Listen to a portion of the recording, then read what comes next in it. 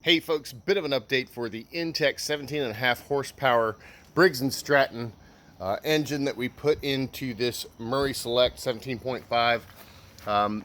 Here recently I've been having continuing issues with my solenoid burning out. I've replaced it 5 or 6 times. It has become one of the major frustrations with this lawnmower. What happens is the solenoid stops working, and then when I go to turn the key to start the engine, the starter motor simply won't kick on. And this has been a continuing issue. Now, I have tested the starter motor by running a direct line up to this connection point here, and the starter motor does work correctly.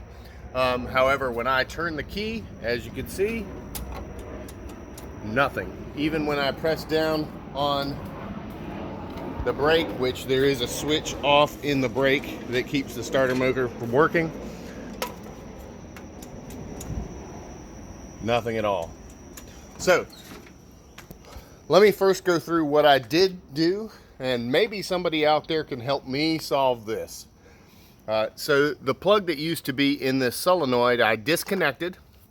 There used to be a wire that ran to this little ground. I disconnected that as well, and I pulled the wire back through, and I ran that wire, the wire that was originally in my solenoid that was plugged into the little black plug here, into my group of ground wires. And incidentally, previous videos I showed my ground wire going into this spot right here on the bottom of the battery charger. I found out that that is not a reliable ground, so I just found a reliable ground and connected every ground to that spot. So if you've seen any of my previous videos, you'll look at the grounds. They used to be connected there, they're now connected up here. So if anybody could come up with a good reason why my starter motor wouldn't work, then I would be really appreciative. But in the meantime, how have I been mowing my lawn? Well, so in lieu of the fuel solenoid right here, I added this nice little shutoff valve. So this shutoff valve can turn on. I can then pull this into choke, and when I get this pulled, as long as the engine is turned on,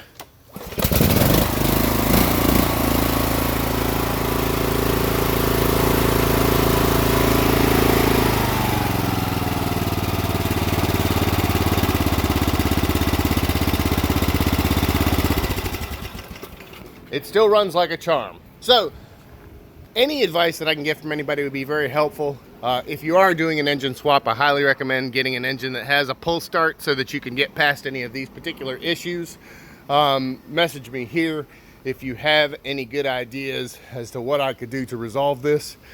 I have also checked the fuse that is inside of this box. I've replaced that fuse, and it seems to be fine. But again, whatever you guys can do to help me out, I need to figure out how to resolve that starter motor issue. Thanks a lot. Have a great rest of your day.